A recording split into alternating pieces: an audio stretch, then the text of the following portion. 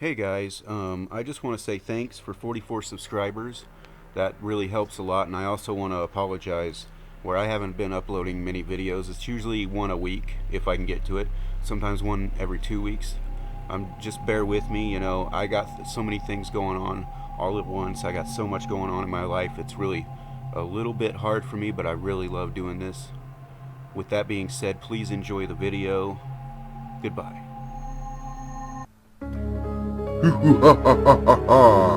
Mr. Scary Studios.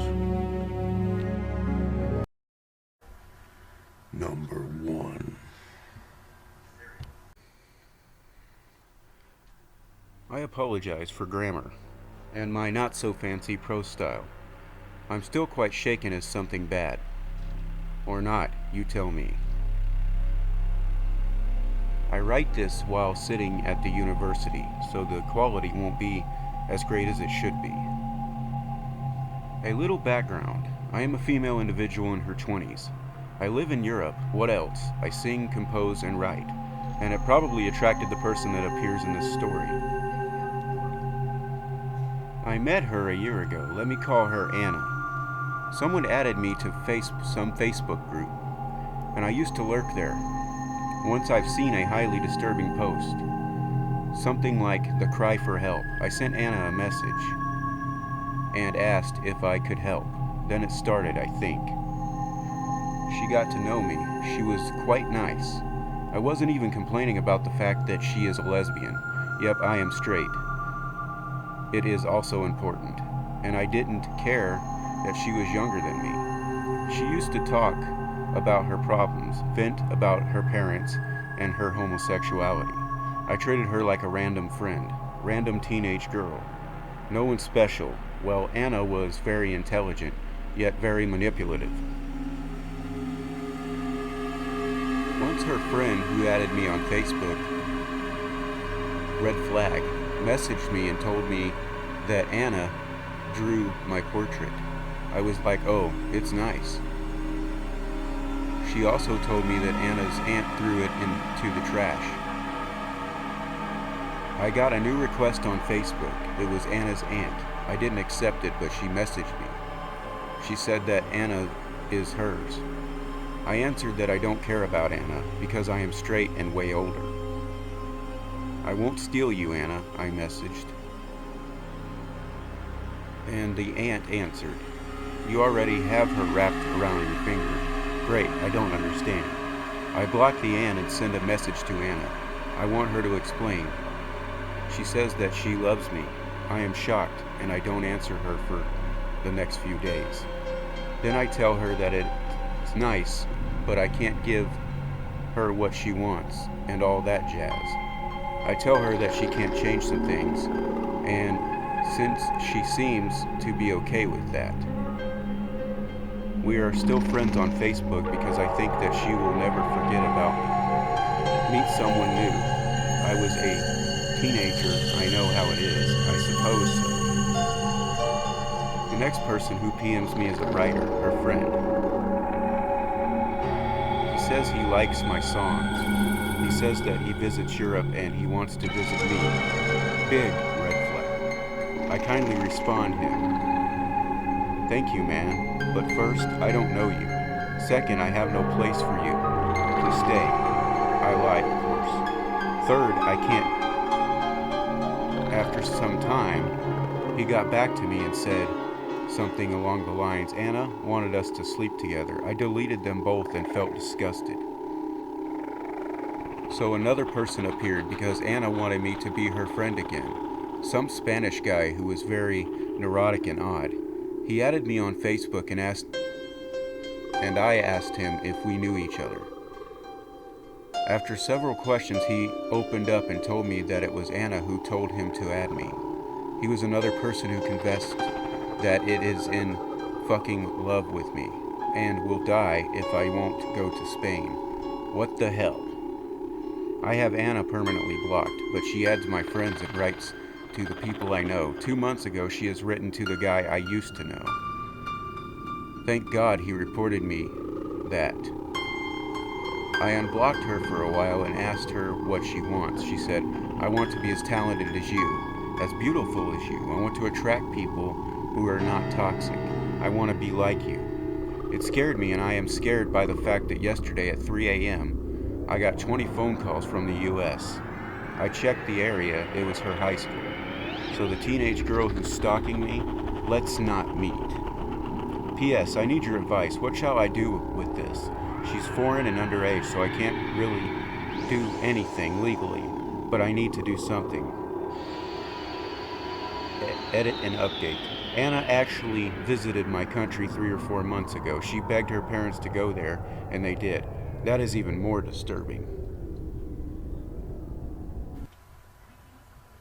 Number 2.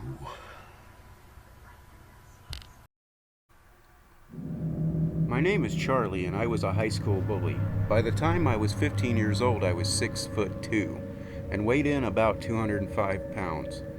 I was in my sophomore year, and I was easily intimidating seniors. It was hilarious by the time I was in senior year. I was about 6'4" and 230 pounds. I knew I was the biggest, meanest guy around. No one dared look at me wrongly. They knew what would happen. My school staff didn't even want to deal with me. I didn't give a fuck. I was the king. My favorite victim was a smaller boy by the name of Ricky Felmer. He was a sickly little runt, and making his life miserable was a very simple task. Ricky was a computer geek, always roaming the halls, playing on his DS, which I loved to knock out of his skinny little hands. I'd unplug his computer, spill soda on his book reports, whatever the hell I could do to piss him off. He would never argue or say a word to me. I could fold him in half if I wanted to. It was like taking candy from a baby. It was the month of March. We were sitting in chemistry class. I was dicking around on my cell phone while everyone else was doing projects and various other bullshit tasks. Ricky was carefully measuring out his chemicals as not to fuck up, making some weird scented concoction the teacher instructed. I got up out of my desk and walked over to Ricky. He could see me coming. I knew he was scared, but he just kept on his back turned. I smacked him on his back and said, "What's up, Ricky boy?" This caused him to jiggle his chemicals, and some spilt out of the flask he was holding. He just kept his scrawny ass turned to me and continued to go about his business. He began to carefully measure out his pour into the previously mixed chemicals when I shoved him into the counter, causing the entire flask to be spilt into the jar. I'm not sure what the hell the mixture was, but it began to boil and then erupt. The reaction was so powerful it shattered the jar. I made his dumbass pour the chemical into. I walked away nonchalantly, and the teacher lost his mind on Ricky, saying it was disappointed in him. He was disappointed in him, and he should know better. Blah, blah, blah. Ricky was on the verge of tears. I was loving every second of it, ruining his stupid fucking project. Then, in a moment of near disbelief, Ricky approached me, looking real angry. He looked me dead in the eye and said, "Charlie, I put up with a lot of your crap. I'm done. Meet me in the cafeteria tomorrow at lunch." He then proceeded to walk away. I was in stitches. I was laughing so hard. What the hell was this shit stick gonna do to me? I went home, played with some PlayStation, and then crashed. The next day at school, I had nearly forgotten about the encounter, and when the lunch bell rang, I had still barely given it any consideration. I pushed my way to the front of the lunch line, as usual, and got my spaghetti and milk. I went and sat down at my usual table, which was always empty. If anyone sat there, they knew the drill. I was about halfway through my lunch when Ricky walked in. He was wearing a black hoodie with the hood pulled over his head, dark jeans, and dark shoes. He walked up to my table and set his backpack down in front of me. "Can I help you, shitstain?" I said to him. He didn't respond. He just pulled out a ski mask over his mouth, reached into his backpack, pulled out two 9mm handguns. Bang, bang! He fired out 2 shots into the ceiling. The students in the cafeteria scrambled. People were running over others. People were jumping into the kitchen. People were hiding under the tables. I sat there stunned. This was fucking Ricky. The dude finally fucking snapped. With 2 guns in hand, he started walking around the cafeteria whistling. The song he was whistling was Reigns of Casimir from the TV show Game of Thrones. You know, the one the Lannisters played before they executed Robb Stark? Then he just started fucking shooting students. Random fucking students, not me. He wasn't anywhere near me. He was executing innocent human beings in front of me, all while whistling. He seemed so calm. I was fucking terrified. He shot 8 kids, and I didn't know a single one of their names. They were all just victims of my bullying, and now, thanks to my bullying, they were victims of a murder. Ricky then started walking back towards me. I stood up out of my chair and tried to look as intimidated as I possibly could, which is difficult when someone has 2 handguns. Ricky, don't you take one more fucking step, I bellowed. He continued walking towards me, whistling and looking so fucking calm.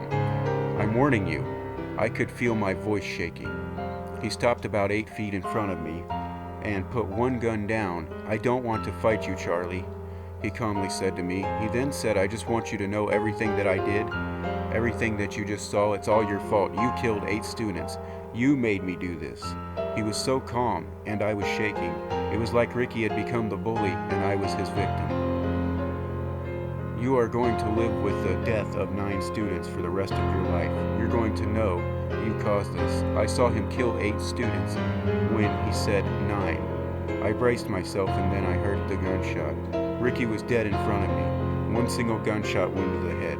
The cops arrived. Parents arrived. It was hysteria. And the entire time I could think was, this was my doing. I set Ricky over the edge. I caused this, as he had told me I would. I'm 23 years old now. I still live with my parents in the basement. I've gained about 80 pounds since high school. I don't leave my house anymore.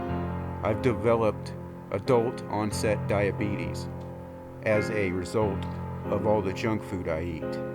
I suppose it's all karma for my actions. When Ricky turned his gun onto himself, I went and retrieved it. It sits in my desk drawer.